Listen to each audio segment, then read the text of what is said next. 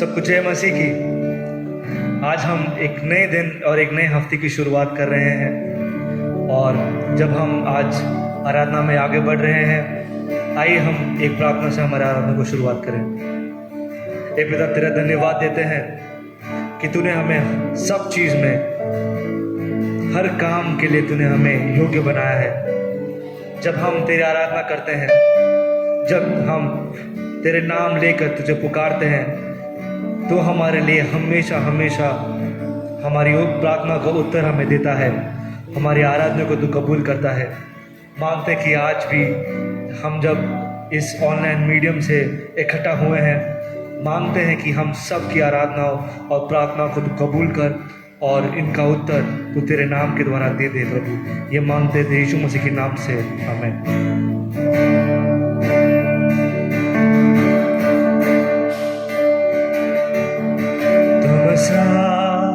कोई नहीं तुमसा कहीं नहीं, अब है पूरा यकीन तुमसा कोई नहीं। हालेलुया, तुमसा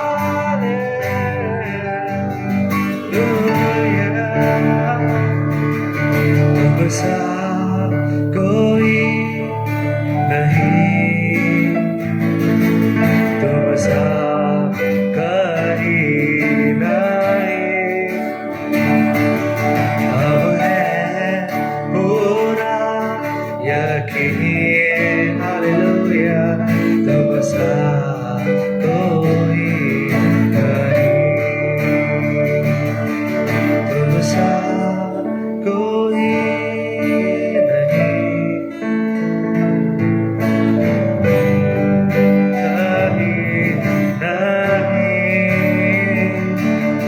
अब है पूरा तुम सा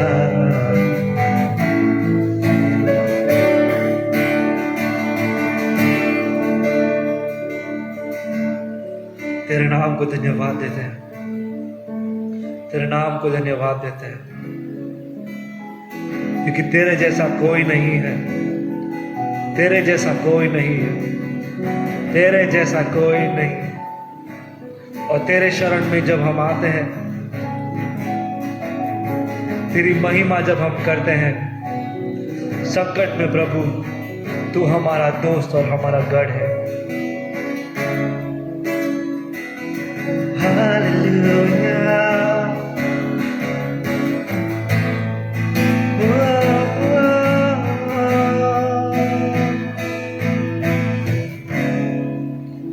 तू मेरा शरण स्थान तू मेरा गढ़ है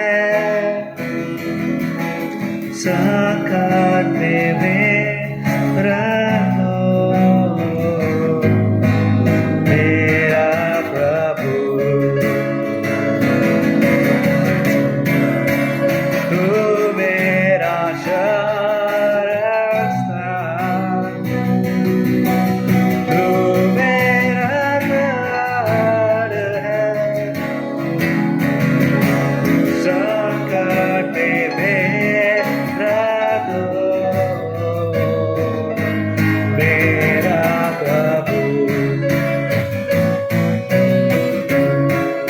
आराधना करूं मैं पूरे दिल से मैं तुझे ढूंढूंगा संपूर्ण जीवन में तेरी सेवा करूंगा मैं सारी चीजों से मैं हूँ यहाँ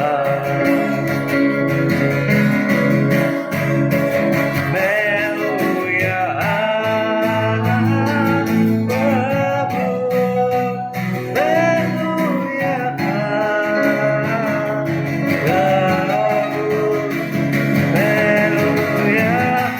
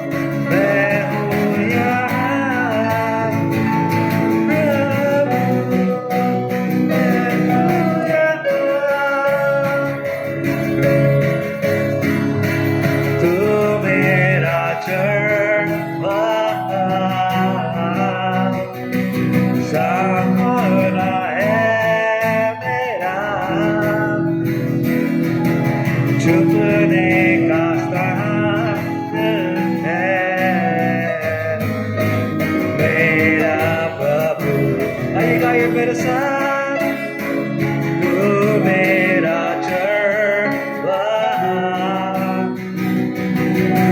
साथवाना है तेरा, उड़ने का साथ है मेरा प्रभु। आराधना करूं मैं पूरे दिल से, मैं तुझे ढूंढूंगा संपूर्ण जीवन में, तेरी सेवा करूंगा मैं सारी चीजों से। मैं हूँ यहाँ, मैं हूँ यहाँ प्रभु, मैं हूँ यहाँ प्रभु, मैं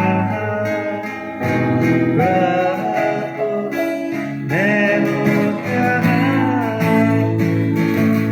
प्रभु, मैं हूँ यहाँ,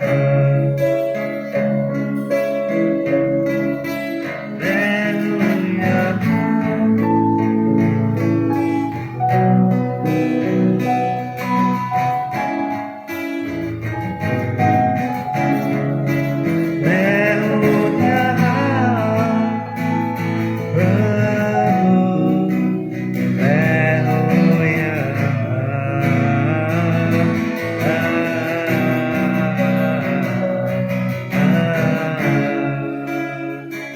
तेरी आराधना करते हैं प्रभु, तेरी जय जयकार करते हैं प्रभु।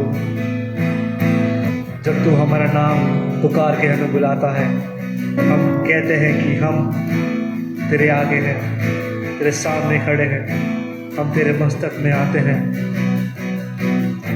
प्रभु हमें तैयार कर तेरे काम के लिए, पवित्र आत्मा की अगुवाई से हमें बल दे, सामर्थ्य दे, ताकि हम हमारी शक्ति से नहीं परंतु तेरी आत्मा से काम करें। आगे की आराधना हम तेरी ओर सौंपते हैं और मांगते हैं कि तू जो वचन हमें दे रहा है वो वचन को हम पूरे दिल और मन से स्वीकार करते हैं। ये मांगते हैं यीशु मसीह के नाम से, आमीन।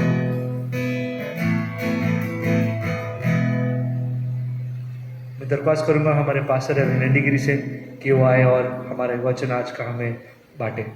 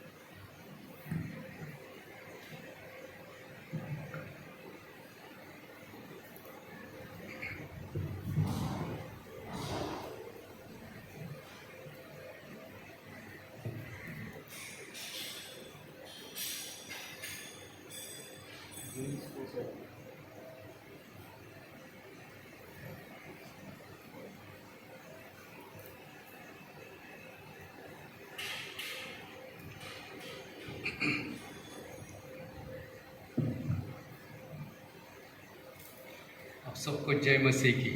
God bless you.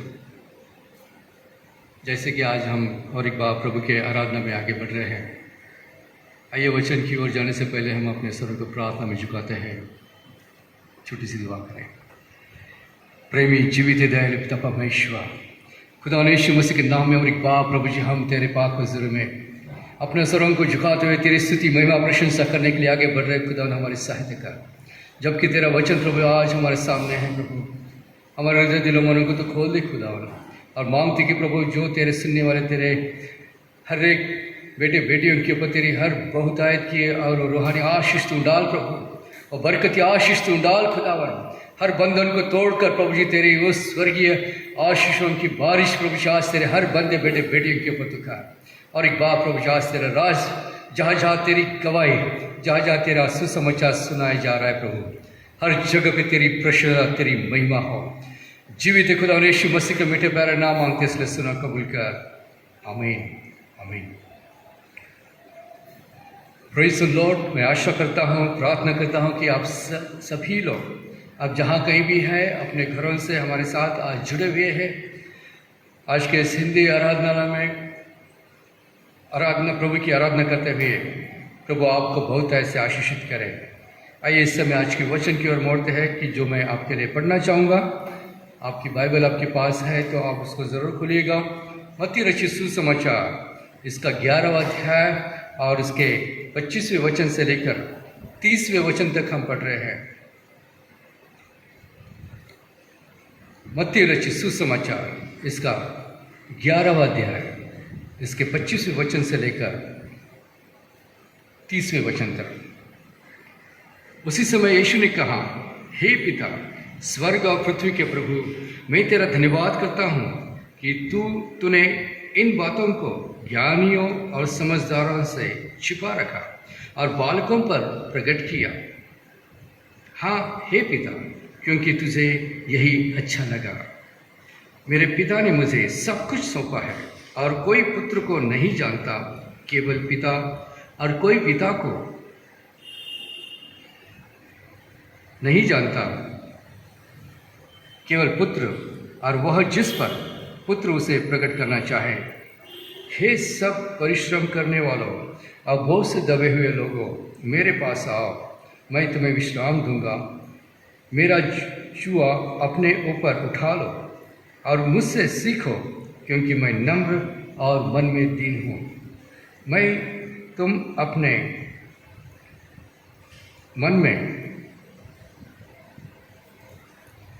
विश्राम पाओगे, क्योंकि मेरा जुआ सहज और मेरा बोझ हल्का है। इसी के साथ साथ और एक छोटा सा शास्त्र पाठ हम पढ़ना चाहेंगे, और जो कि हमें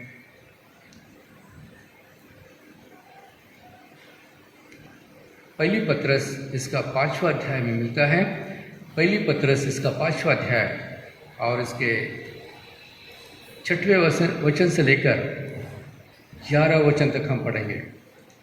पहली पत्रस की पत्री इसका 5वां अध्याय और इसके 6वें वचन से लेकर 11 वचन तक हम पढ़ेंगे। इसलिए परमेश्वर के बलवंत हाथ के नीचे दीनता से रहो, जिससे वह तुम्हें उचित समय पर बढ़ाए।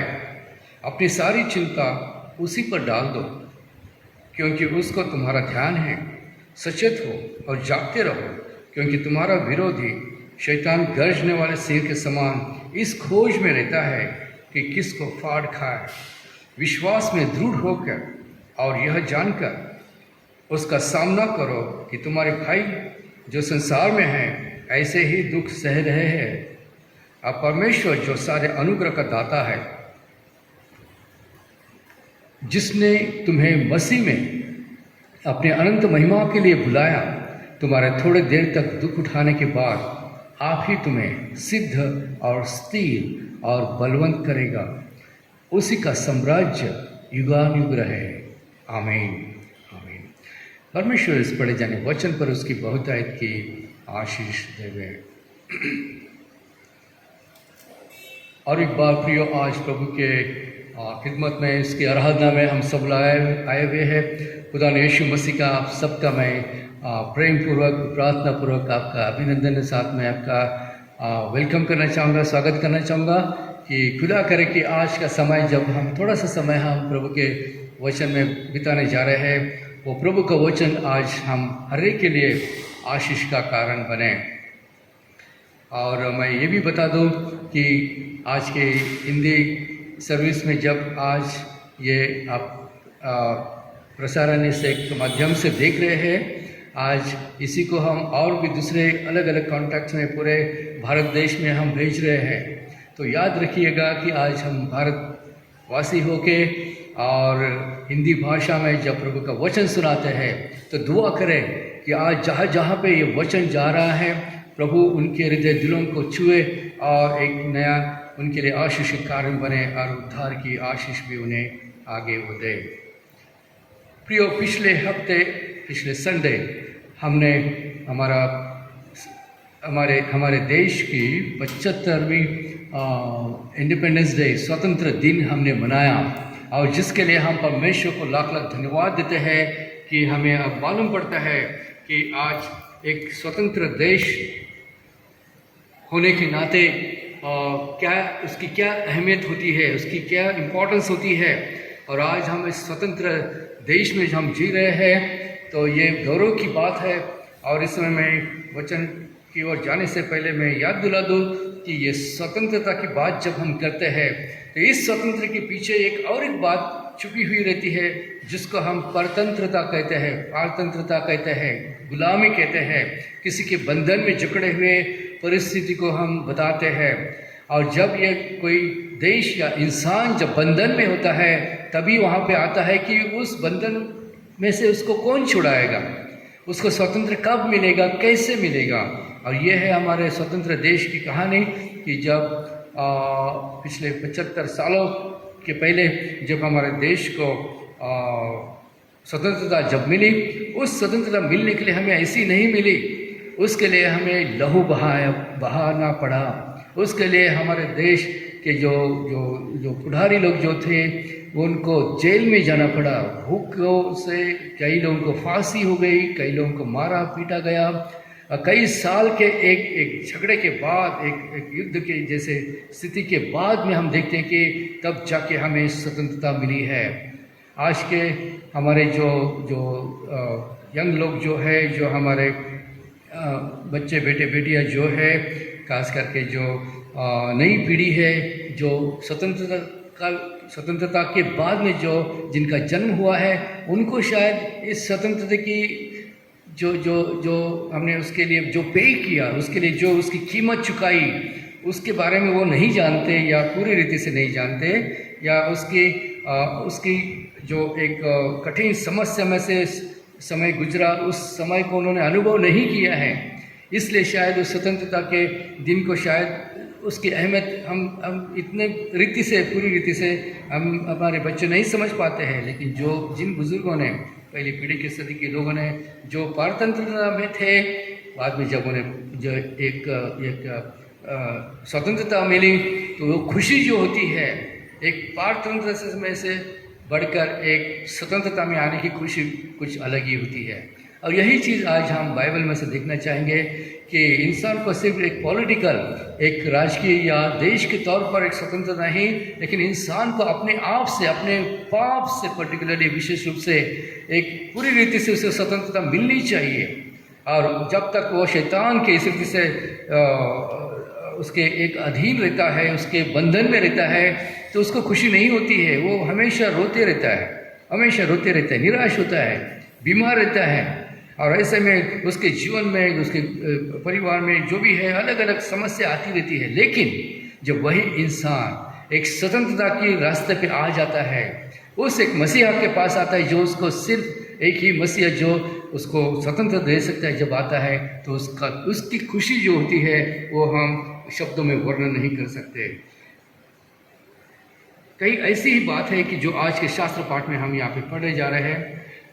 वेरी क्विकली, मैं आपका ज़्यादा समय नहीं लेते हुए 3 बातें आपके सामने मैं रखना चाहूँगा कि आज प्रभु परमेश्वर जो है, आज 3 बातों में से जो हमें एक स्वतंत्रता देना चाहता है, एक उस हमारे आँखों को खोलना चाहता है, इसके बारे में हम देखना चाहेंगे।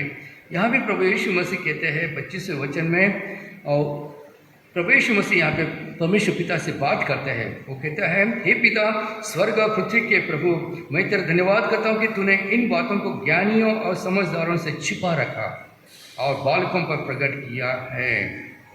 और प्रियो, आज के तारीख में हम जो बालकों की नाई, हम जो इतने पूरी रीति से हम ज्ञानी और समझदार शायद हम नहीं हैं दुनिया के रीति रिवाज के अनुसार। लेकिन प्रभु क्या कहता है, एक मसीह या एक जन जो बहुत ज़्यादा ज्ञानी नहीं है या समझदार नहीं है, उसको क्या कहता है? वो कहते हैं कि हे पिता, धन्यवाद देता हो कि इन लोगों के लिए जो ज्ञानी नहीं है, जो समझदार नहीं है, जो सर्वसाधारण इंसान है, वो कहता है कि हे पिता, ये परमेश्वर का राज जो है, उस परमेश्वर के राज की जो एक सत्यता जो है, तूने इन ऐसे लोगों के ऊपर तूने प्रकट किया है, ज्ञानियों के ऊपर, समझदारों के लिए नहीं, लेकिन ऐसे सर्वसाधारण इंसानों के ऊपर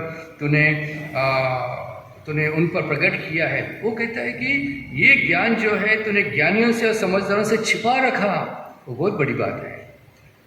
आज हम कई बार सोचते कि अरे भाई शायद बहुत पढ़ा लिखा होता या बहुत बड़ा इंसान बन जाता तो शायद मैं बहुत खुश होता, ये हम सोचते हैं ना। लेकिन यहाँ पे प्रभु यीशु मसीह कह रहे हैं कि ये जो परमेश्वर का राज का जो एक राज होता है, एक सत्यता होती है, तूने उन ज्ञानियों और समझदारों से छिपा रखा है और बालकों पर प्रकट किया है। बालकों मतलब सर्वसाधारण इंसान। बालकों मतलब ये नहीं कि छोटे छोटे नन्हे बच्चे, वो मतलब नहीं होता है। बालकों मतलब सर्वसाधारण इंसान जो अपना रोज का रोज कमाता है, खाता है, पीता है, शांति से सो जाता है, दूसरे दिन उठ जाता है। तो ऐसे वो कहता है कि ऐसे लोगों पर तूने प्रकट किया है, और वो है हमारा मसीह। क्या आज आप खुश हैं? खुश है कि प्रभु ने आपको चुना है और आपके ऊपर वो अपने प्रेम को प्रकट करना चाहता है, अपने सत्य को, अपने परमेश्वर के राज के मार्ग को आपके ऊपर प्रकट करना चाहता है, और वो आपके लिए है। और आपके लिए ये खुशी की बात है कि आज प्रभु यीशु मसीह ज्ञानी और बड़े बड़े लोगों के अलावा उनको छोड़कर आपके ऊपर ज़्यादा और पूरी रीति से अपने आप को प्रकट करना चाहता है। क्या आप तैयार हैं? और ऐसा है प्रभु परमेश्वर, हमारे यीशु मसीह यहाँ पे परमेश्वर को धन्यवाद कहता है कि तूने बालकों पर प्रकट तूने किया है। इसमें हम यही बात देख रहे हैं कि हम अपने आप को कभी कमज़ोर ना समझें। हम अपने आप को दुनियावी लेवल से या उनके साथ जब हम अपने आप को कंपेयर करते हैं या तुलना करते हैं, ऐसे में हम अपने आप को ज्ञानी हम नहीं हैं, हम बहुत बड़े लोग नहीं हैं, हमारे पास बहुत सारा धन दौलत नहीं है।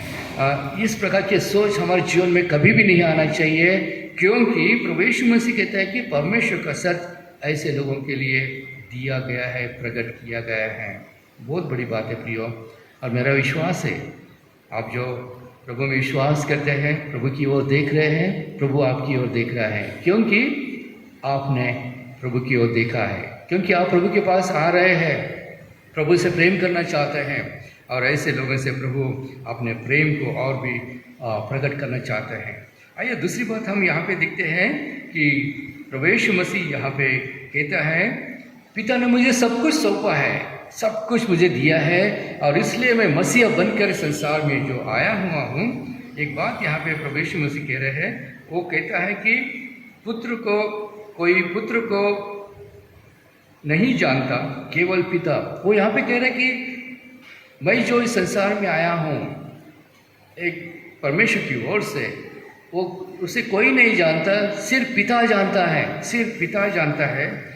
आगे चलकर वो कहता है कि और कोई पिता को नहीं जानता, सिर्फ मैं, केवल पुत्र, सिर्फ मैं उसे जानता हूँ, सिर्फ मैं पिता को जानता हूँ। देखिए यहाँ पे दो बातें हैं।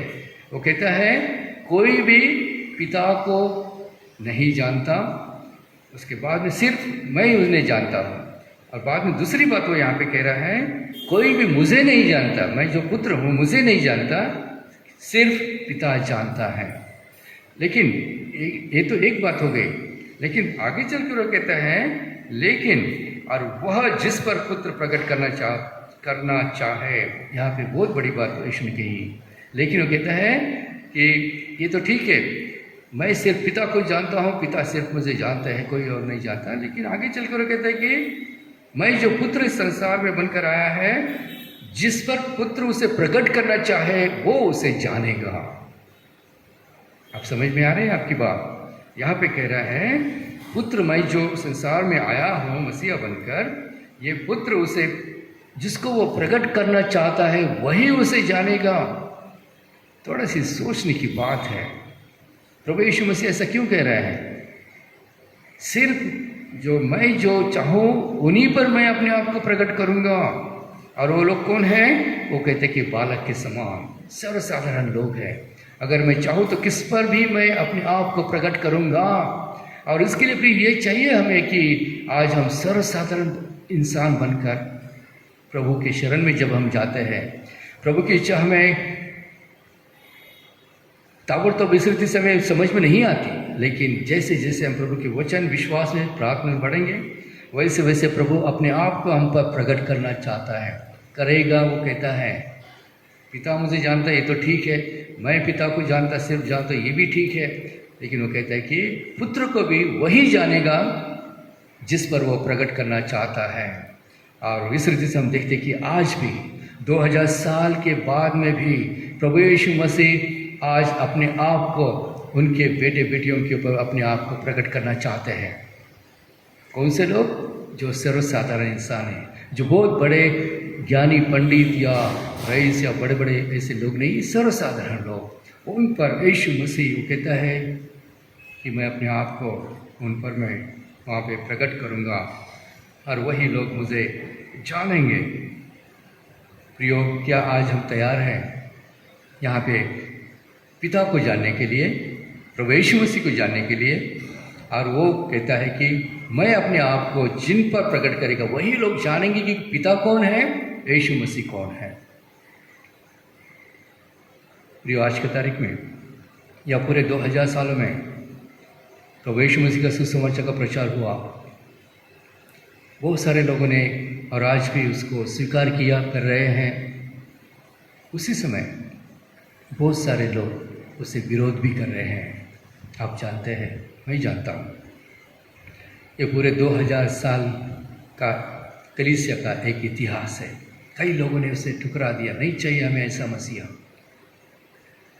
कई लोगों ने उसको स्वीकार कर लिया, हाँ यही मसीहा है, यही मुझे हर बंधन से उद्धार दे सकता है। और ये कहते हुए उन्होंने जब शरण लिया, एक उदाहरण के तौर पे आप जानते हैं साधु सुंदर सिंह, जो एक भारतीय सिख समाज से थे। बचपन से वो बहुत ही एक भक्ति प्रार्थना करने वाले, आराधना करने वाले एक सिख ऐसे एक परिवार में जन्मे हुए थे। जैसे जैसे बड़े हुए उन्हें परमेश्वर को खोजने की एक बहुत लालसा थी, इच्छा जागृत हुई।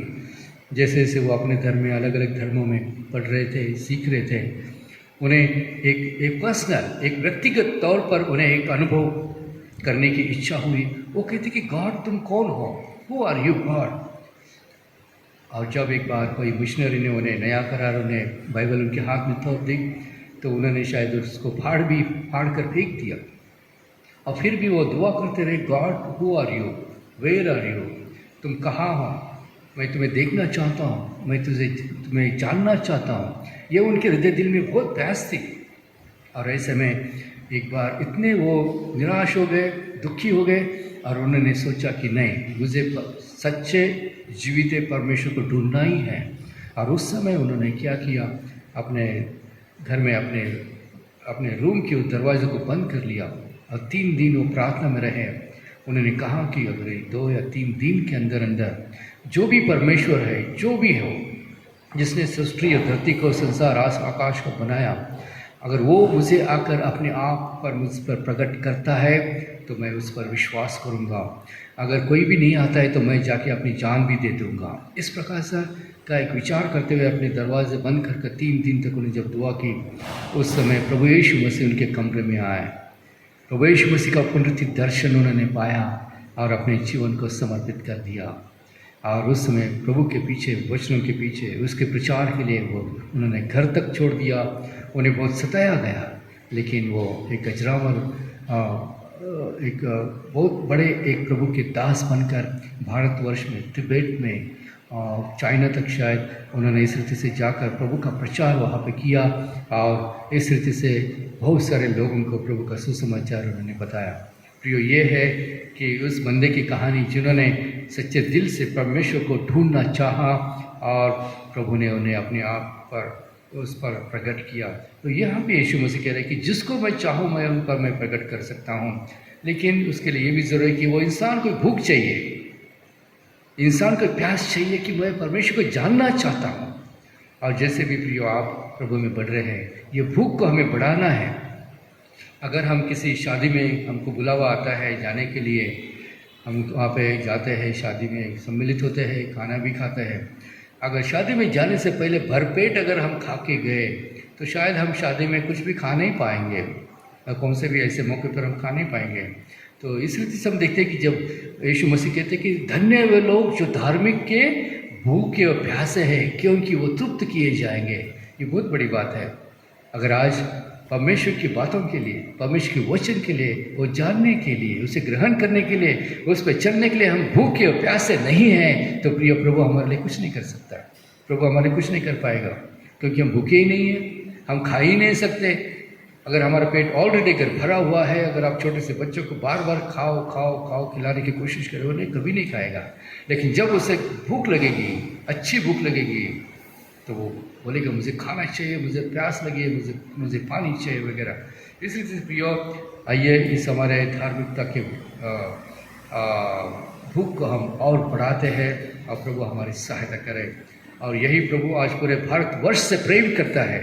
और आज ये भारतवर्ष जब हम देखते हैं कि स्वतंत्रता के पहले कितने भयंकर परिस्थिति में था, लेकिन उन मिशनरियों के जरिए से आज भारतवर्ष में आकर कितनी सुधारना उन्होंने की, कितने रिलीजियस रिफॉर्म उन्होंने किया, कितना बहुत सारे एजुकेशन जो संस्थाएं हैं उनको उन्होंने शुरुआत की, मेडिकल हॉस्पिटल की सेवाएं उन्होंने की, सोशल सर्विसेज उन्होंने की, और इसी से बड़ी बड़ी सेवा उन्होंने भारत देश में क्यों की? क्योंकि यीशु मसीह के खाते उनको यीशु मसीह की पहचान हो गई थी, वो जानते थे, उनसे प्रेम करते थे। वही यीशु मसीह ने उन्हें भारत देश भेजा। किसने भेजा? यीशु मसीह ने उन्हें जाके जाओ मेरा प्रचार करो, भारत देश में मेरे लोग हैं। और लोगों ने उनकी सुनी और उनको ग्रहण उन्होंने वहाँ पे किया। तो इस रीति से हम यहाँ पे देखते हैं कि प्रियो, अगर आज हमारे जीवन में प्रभु का वचन पढ़ने के लिए, उसके लिए समय है, दुआ के लिए समय है, तो प्रभु हमें तृप्त करेगा। और मेरा विश्वास है आप सभी लोग प्रभु के लिए और भी भूखे प्यासे हैं। प्रभु आपको दिन ब दिन इस वचन में आपको बढ़ना है, सामर्थ्य बनना है। भले आप संसार के ज्ञान में या विचार से आप बहुत ज्ञानी या पंडित नहीं हैं, चलेगा, लेकिन आप आपकी बाइबल पढ़ सकते हैं, आपकी भाषा में पढ़ सकते हैं, जो भी आपकी भाषा है काफ़ी है। एक बाइबल को लेकर आप पूरे संसार तक जा सकते हैं। प्रभु आपको भेजेगा, बुलाएगा, जाओ, प्रभु आपके रास्तों को खोल देगा। आप विश्वास कर सकते हैं? नहीं? यस। कितने लोग विश्वास कर सकते हैं? हाथ ऊपर उठाओ।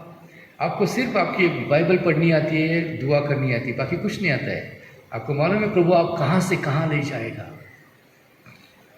विलियम केरी का नाम आपने सुना होगा कि जो एक चमार थे, जो जूतों का उनका दुकान था, जहाँ पे वो जूते बेचते थे। जब उन्हें प्रभु ने अपने प्रेम को चखाया तो उन्होंने, इंग्लैंड से जो आते थे, वो भारत देश में आके उन्होंने, उनको फादर ऑफ द मिशन कहते हैं। उन्होंने 30-40 भाषाओं में भारतीय भाषा उन्होंने सीखी और उसमें उन्होंने ये बाइबल हमारे लिए ट्रांसलेट किया।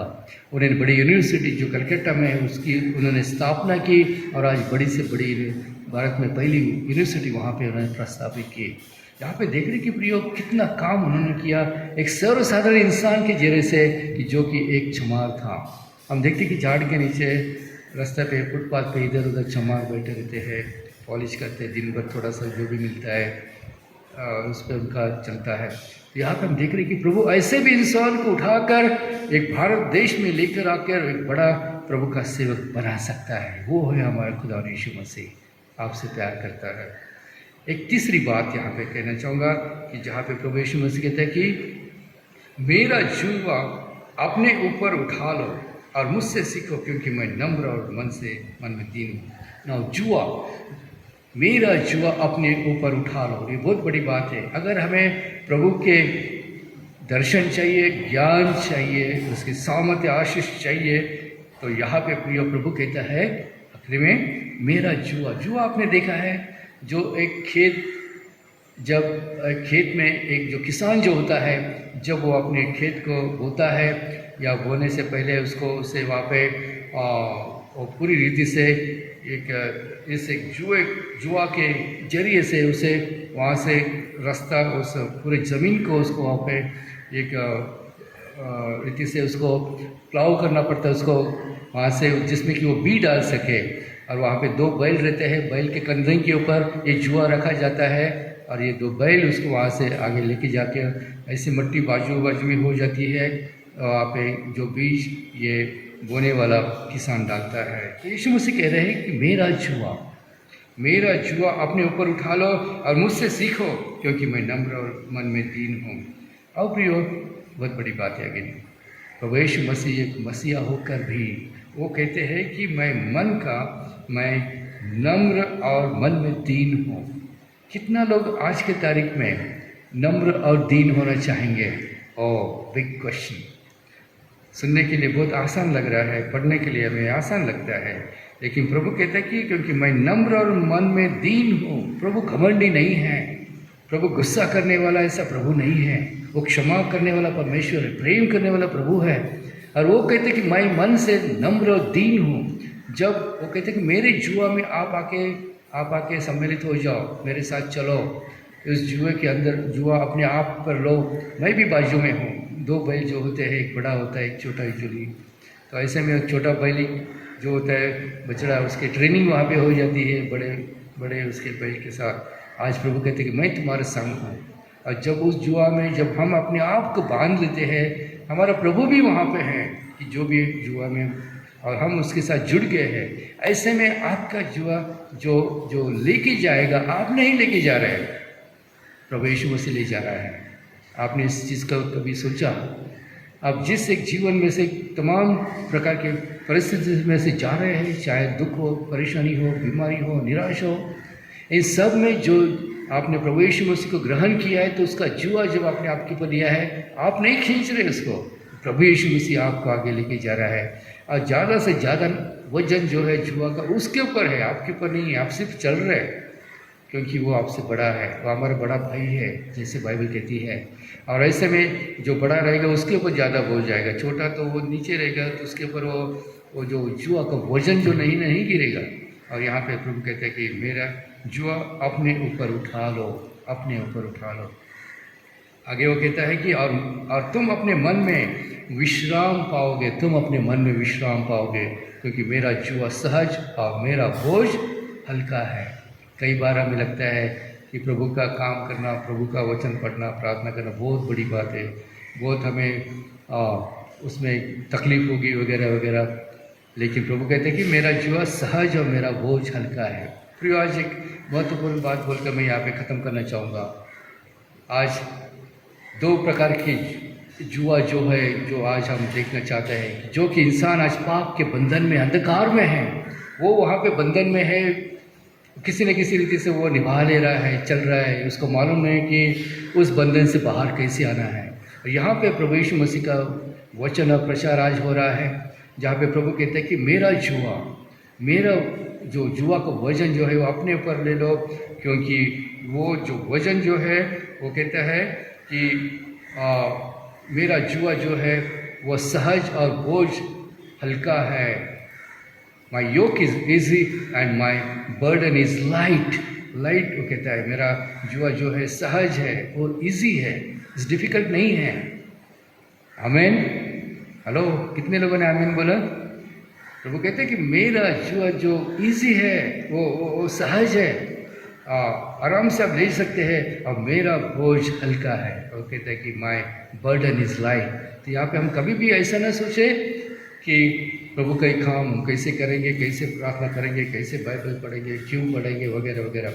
लेकिन प्रियो, प्रभु कहते हैं कि अगर तुम्हारा बोझ, इस संसारिक बोझ से अगर तुम्हें हटना है, या उस बोझ को उसमें से तुम्हें स्वतंत्रता मिलनी है, तो वो कहता है कि हे परिश्रम करने वालों, सब परिश्रम करने वालों, बहुत से दबे हुए लोगों, मेरे पास आओ, मैं तुम्हें विश्राम दूंगा।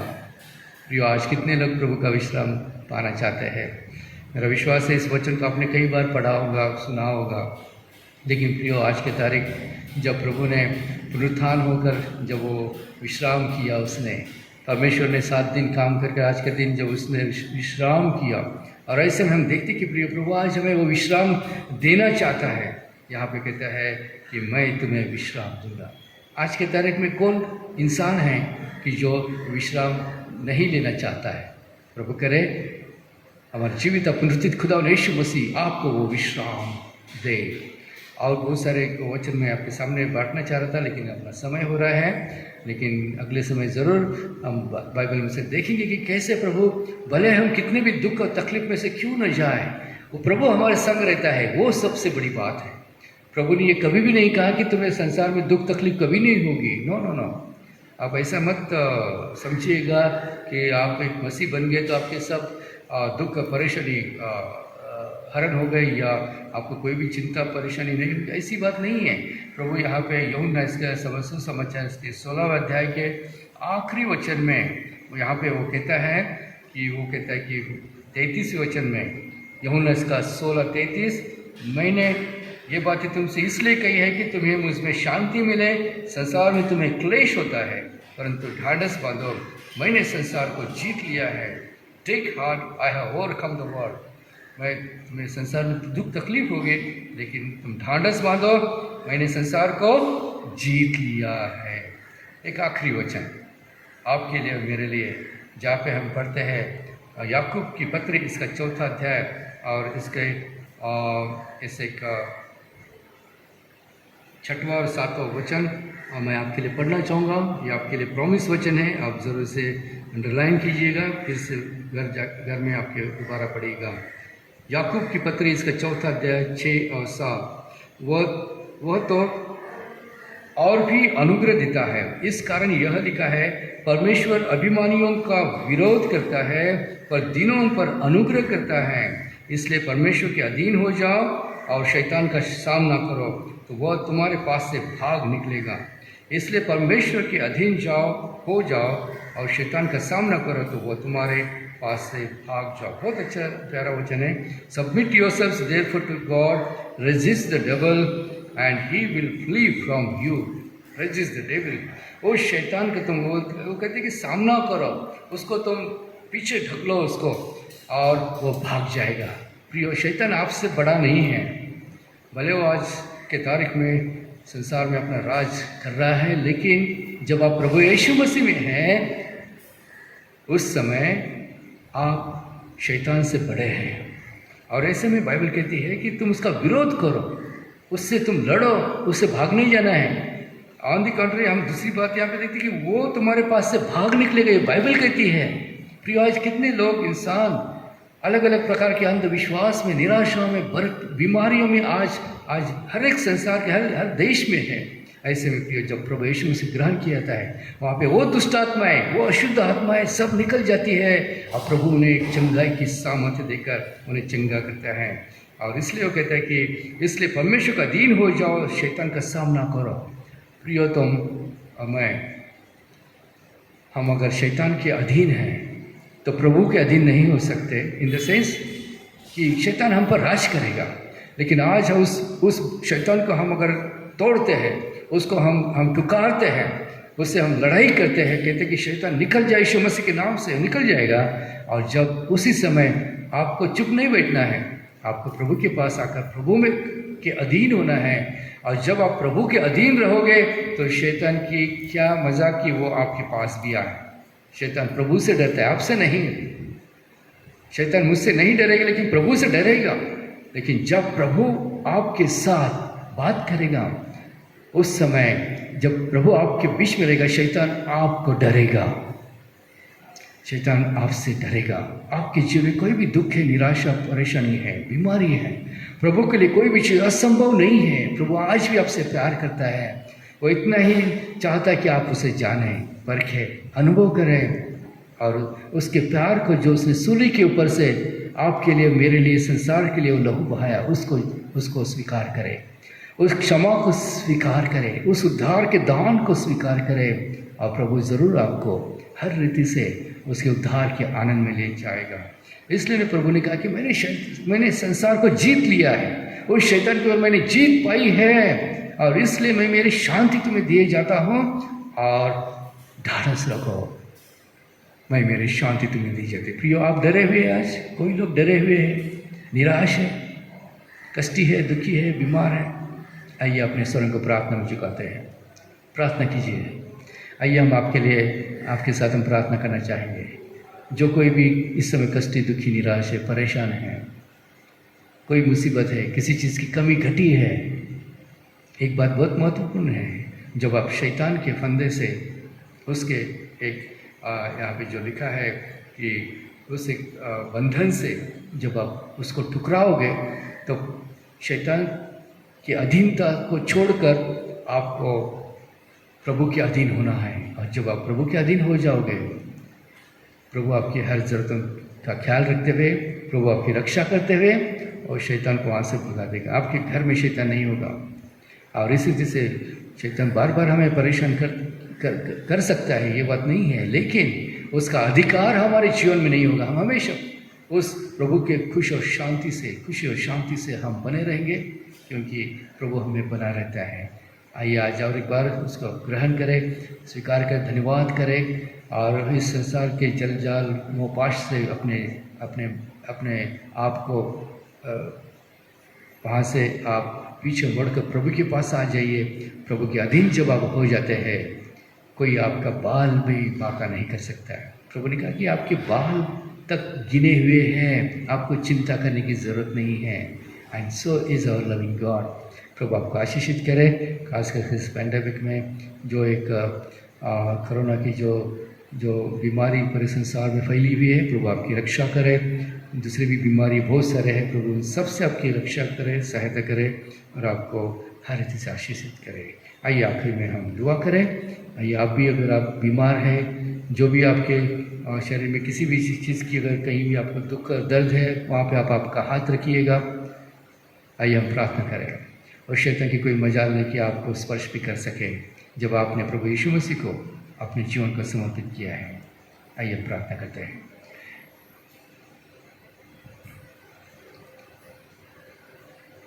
प्रेमी जीवित दयालु पिता परमेश्वर, खुदा यीशु मसीह के नाम में और एक बार तेरे चरणों में हम अपने स्वरों को झुकाते हुए आते हैं। प्रार्थना करते प्रभु जी आज इन बंदों के लिए, और जो कोई भी प्रभु जी इस वचन को सुनेगा, देखेगा, प्रभु इस आराधना में शरीक होगा, प्रभु मांगते प्रभु जी तेरा आशीष का हाथ उन हर एक की पतुरा, उनके हृदय दिलों मनों को तो खोल दे पिता परमेश्वर। तेरे पवित्र आत्मा की अग्नि और प्रकाश, तेरे पवित्र आत्मा की ज्योति उन पर चमका प्रभु जी, ताकि वो जान सके कि सच्चा परमेश्वर कौन है, ताकि वो जान सके कि सच्चा प्रभु यीशु मसीह कौन है। खुदा उनकी सहायता कर, तेरे अनुग्रह शांति उन्हें तो दे पिता परमेश्वर। आज लोग, इस संसार के लोग एक मंदिर से दूसरे मंदिर, दूसरे मंदिर से तीसरे मंदिर खुदा को ढूंढते हुए, खुदा की आशीष पाने के चक्कर में प्रभु हर जगह पे हर अलग अलग प्रांतों में जाते हैं। लेकिन प्रभु जी जब वो तेरे पास आते हैं तो तुझे छोड़ के कभी नहीं जाएंगे। ये तेरा वादा है प्रभु, क्योंकि तू ही सच्चा परमेश्वर, तू ही सच्चा उद्धार करता है। प्रभु जी आज मांगते कि उन हर तेरे बंदे बेटे के लिए जिन्होंने अपने आप को तुझे समर्पण किया है, तेरे शरण में आए खुदावन, तेरी आशीष का हाथ, तेरा अनुग्रह हाथ, और जो भी प्रभु जी उन्हें बीमारी हो न हो प्रभु यीशु मसीह के नाम में उस हर बीमारी को हम बांधते हैं प्रभु जी। जो भी भाई बहन प्रभु जी अपने परेशानी को लेकर अपने स्वरों को प्रार्थना में झुकाते हुए तेरे सामने आए हैं प्रभु जी तेरे लिए कोई भी चीज़ असंभव नहीं है। शायद प्रभु जी मैं उन्हें नहीं देख पा रहा हूँ, लेकिन प्रभु तू उन्हें देख रहा है, तू उन्हें देख रहा है प्रभु जी, तेरे प्रेम से भर रहा है। धन्यवाद प्रभु जी, धन्यवाद प्रभु जी तेरे चंगाई के लिए, तेरे पवित्र आत्मा के उस आशीष के स्पर्श के लिए प्रभु जी। तूने आज किसी को छुआ है प्रभु जी, किसी के घर से प्रभु जी शैतान को तूने भगाया है प्रभु जी, क्योंकि प्रभु जी आज उन्होंने तुझ पर विश्वास किया है, तुझे ग्रहण किया है, कि उन्होंने क्योंकि शैतान के साथ अपनी लड़ाई शुरू की है प्रभु जी। धन्यवाद देते हैं, धन्यवाद देते हैं परमेश्वर, तूने हमारी प्रार्थना सुनी है प्रभु। धन्यवाद देते प्रभु जी, तेरे प्रेम को आज हमने नए सिरे से चखाया खुदा प्रभु जी। आज सर्वसाधारण सामान्य जो इंसान है प्रभु जी, तू उन पर प्रभु जी अपने आप को प्रकट करना चाहता है प्रभु जी। आज हमारे लोग तेरे भूखे प्यासे हैं, हर एक बंदे बेट में जो आज हमारे साथ जुड़े हैं प्रभु जी, तेरी दुगनी आशीष प्रभु जी आज उनके जीवन परिवार और कलीसिया के ऊपर तो देख खुदा बाप, उनके आने जाने में उनकी रक्षा तो कर, कोरोना के हर बीमारी को और उसके जो परिणाम है उससे हम यीशु मसीह के नाम में बांधते हैं, उसे हम रोकते खुदा। ओ खुदा तूने जब संसार में पैर रखा प्रभु जी, हर एक को तूने चंगाई दी, मुर्दों को तूने फिर से जीवित किया प्रभु, भूखों को उनकी भूख तूने मिटाई प्रभु जी, और हर एक को, अंधे को, बहरे को, हर एक इंसान की जो जरूरत थी वो तूने दी प्रभु। तेरे लिए कोई भी चीज़ असंभव नहीं है प्रभु जी। विश्वास आज तेरे लोगों में तू डाल प्रभु, ताकि वो तुझे मांगे, ताकि वो तेरे प्रार्थना में आए, ताकि प्रभु जो शैतान को वहाँ पे विरोध करे और तेरे अधीनता में जब वो आएंगे खुदा, तो प्रभु तेरी आशीष उन पर बनी बनी ही रहना है। शैतान उनसे दूर भागेगा। धन्यवाद प्रभु जी, तूने शैतान को हराया प्रभु जी। धन्यवाद प्रभु जी, तेरा राज इस संसार में बढ़ते जा रहा है खुदा प्रभु जी। हम तुझे लाख लाख धन्यवाद देते हैं। तेरे सामर्थ्य से प्रभु जी, तेरे हर बंदे बेटे बेटी को और भी तू भर दे प्रभु जी, ताकि प्रभु जी उस शैतान को हर दिशा में बांध सके यीशु मसीह के नाम में। उस शैतान के हर कामों को हम बांध सके, हर बीमारी को हम यीशु मसीह ने बांध सके, चाहे वो बीमारी कोई भी हो। ओ धन्यवाद देते प्रभु जी, तूने आज हमारी दुआ सुनी है। धन्यवाद देते प्रभु जी, तूने आज हमसे नए सिरे से प्रेम किया है। हर तेरे बंदे बेटी बेटियों के संग तू हो, उनके जीवन के हर प्रश्न को तो वहाँ पे सुलझाने वाला तो परमेश्वर है। तेरे लिए कोई भी चीज़ असंभव नहीं है। तेरी दया, अनुग्रह, शांति, क्षमा और आनंद प्रभु जी उनके जीवन परिवार में हमेशा हमेशा बनी रहे।